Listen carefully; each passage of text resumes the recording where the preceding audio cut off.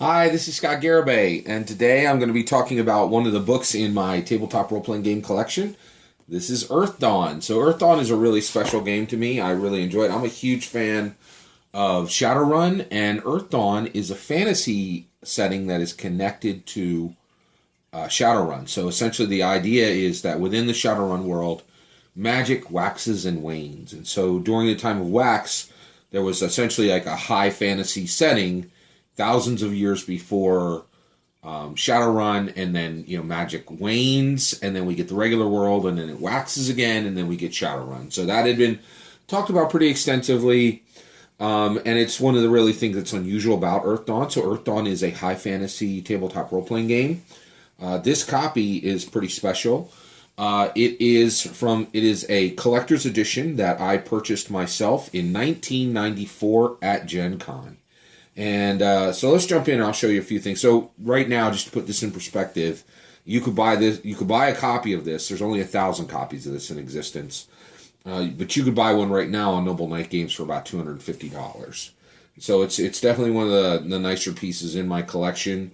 Honestly, I have read through this entirely, but when I played, I actually used a standard version of Earthdawn. This has never been used in play because it's really a collector's edition. And so here you can see some of the really awesome art. I'm just going to go through some of the pages, not all the pages. This is really kind of neat. This is 4 different artists who were at the show at the 1994 Gen Con, and that's when this was released. The collector's edition came out from this is so I purchased it in 1994. This is the 1993 Earthdawn collector's edition. Here you're looking at Joel Bisk. That's Jim Nelson. He signed James Nelson. That's Anthony Sazudlo, and that's Tom Bax there. And so, and then you could see, of course, the Earthdawn marker. This had full color paintings inside. I'll jump a few pages here. Actually, you know what? I wanted to show you one other thing before we go too quick here. So one thing that's really kind of unique for this is this right here. So this is that is copy 961 of 1,000. It says this collector's edition of Earthdawn is a limited printing of 1,000 copies. Each copy is numbered, specially bound and embossed, and includes full color illustrations, which is really kind of quite unique. So and so I'm just going to jump forward here, and what I want to jump into is I actually want to cover the races and the classes within this game, because they're really quite unique. Really not a lot like there's not a lot like this specific book. If I can find him here. Let me see where I'm at.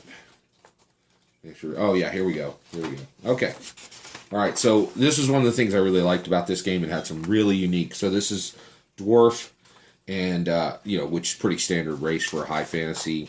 Elf, and actually one thing that's really neat is you can see the elves are really exactly the same when it goes to Shadowrun. Human, classic race as well.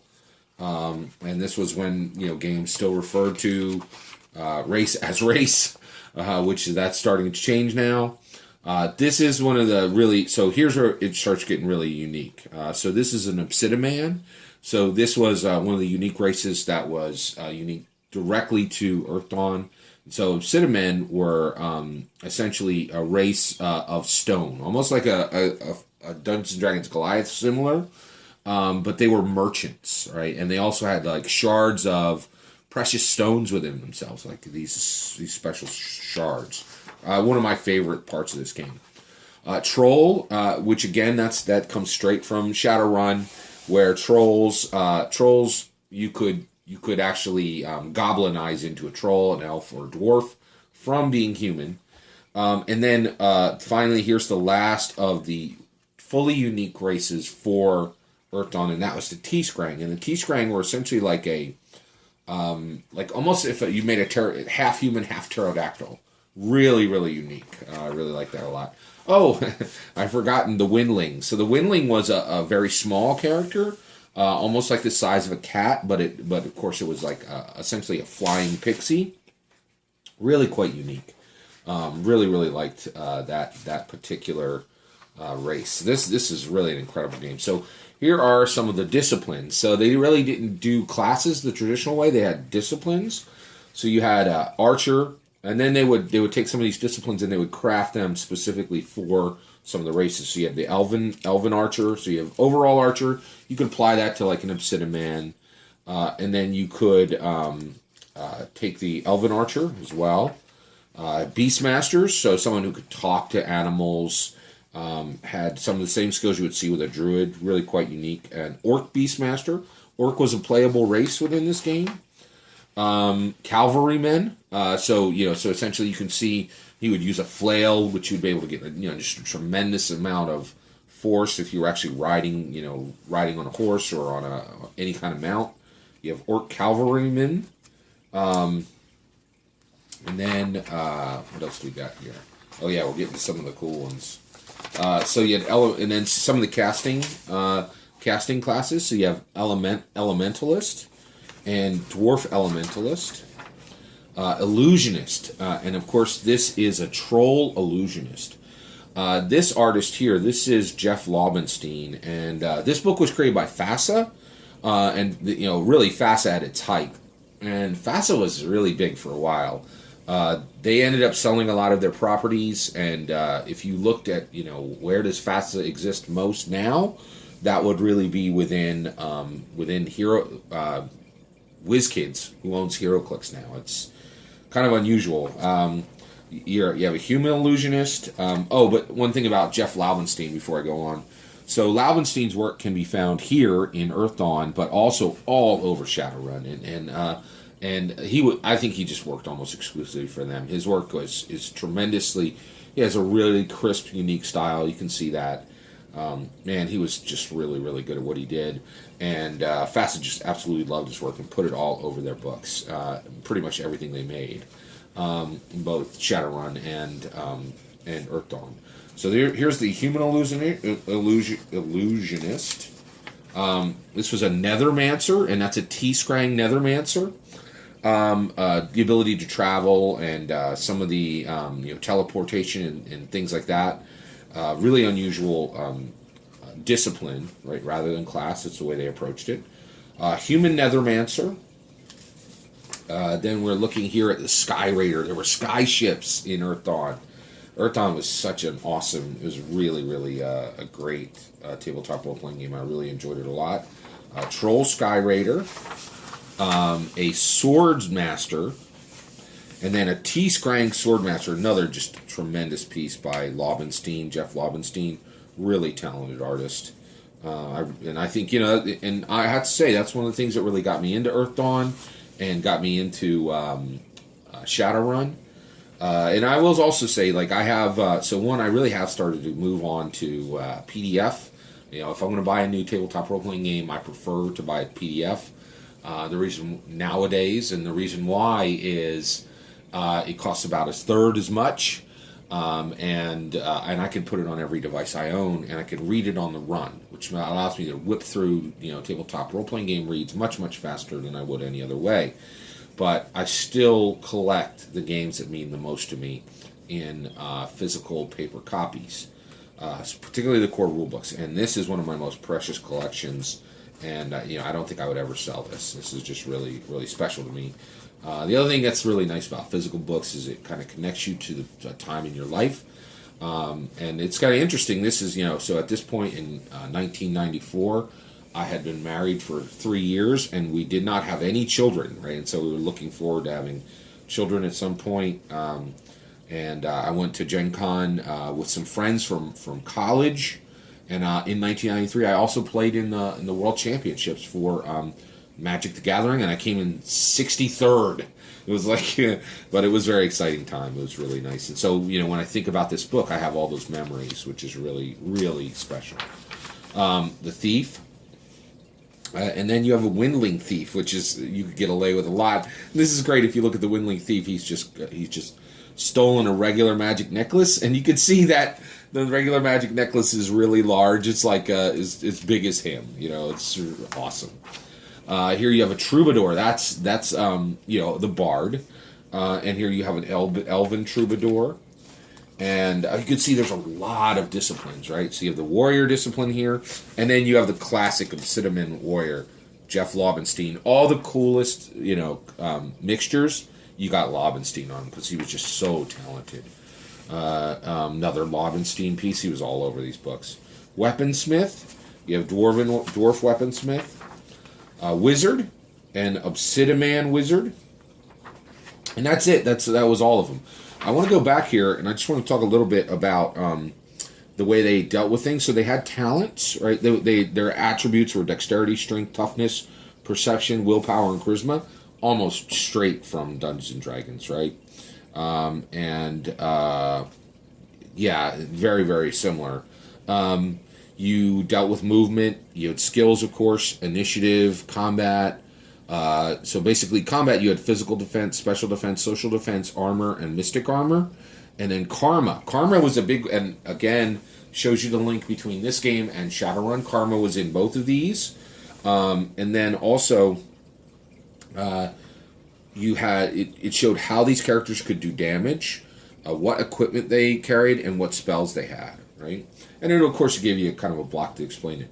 These also, I just want to talk about the wizard real quick. All these ones that had specialty abilities, they had circles, right? So these were talents that you could get at circles. So this game did not deal with experience. It dealt with experience more directly within the game mechanics, within the game itself. And so there were circles. And there was first circle, second circle, third circle. Like, so a first circle talent would be Karma Ritual or Spell Matrix, right? But a second circle would be evidence analysis. A third circle would be book recall. An example would be from fifth circle, you go lip reading, will force, all these kind of different things. And basically, when they said circle within the game, they would acknowledge you leveling up. So your character would be like, I'm going into my next circle. And so there was actually an in-game recognition of a level up. And that's really unique to Earthdawn, right? So let's talk about the Earthdawn world just a little bit, and I'll kind of jump forward and show you some of the pictures. This is Barsave. Their world was Barsave, which was this, and it had all kinds of like Aztec influences, Greek, but it really was quite unique, right? And it really is a very different type of game. And one of the ideas is that essentially Earthdawn was a world where they had these kings centuries ago. And by the way, here's some of these full color paintings, really, really unique. And these were by Jeanette Olucio. You can see she has a really unique style, right? And that's one of the other nice things. They really, really unique styles. They would just kind of put a world out and let the artist really jump in. So right here you have Les Dorscheid, which is kind of a unique style, and you're seeing some of these sky ships here. So one of the things that was really unique about this is the idea for Earthdawn was that you would have this world where there were people, and centuries ago, these kings started to war amongst themselves, and the war just sprawled out of control. And they used magic to release monsters all over the world. And what happened was the wars were not won. The monsters just took over the surface of Earthdawn, of Barsave. And so they had to build these fortified dungeons and seal them off, right? And then they were called cairns, right? And so when we start our game, when you start a game in Earthdawn, this is hundreds of years after this cataclysmic war, and now all those monsters have waned, have died off. But you can go into these cairns that were sealed off and get all this treasure because those cairns are still there and they were sealed off for centuries, right? And some of them may actually have people living inside of them still, right? Or of the different races, of all those different races. So it's really unique. It had a different perspective. Also, you can also recognize great piece of an Obsidian, one of my favorite paintings within the entire book. But one of the things that was really unique is it was really an attempt to break away from what you saw with Tolkien and make their game really unique. Within the book, there are these cards that kind of be punched out. Of course, I would never do that. This is a collector's edition.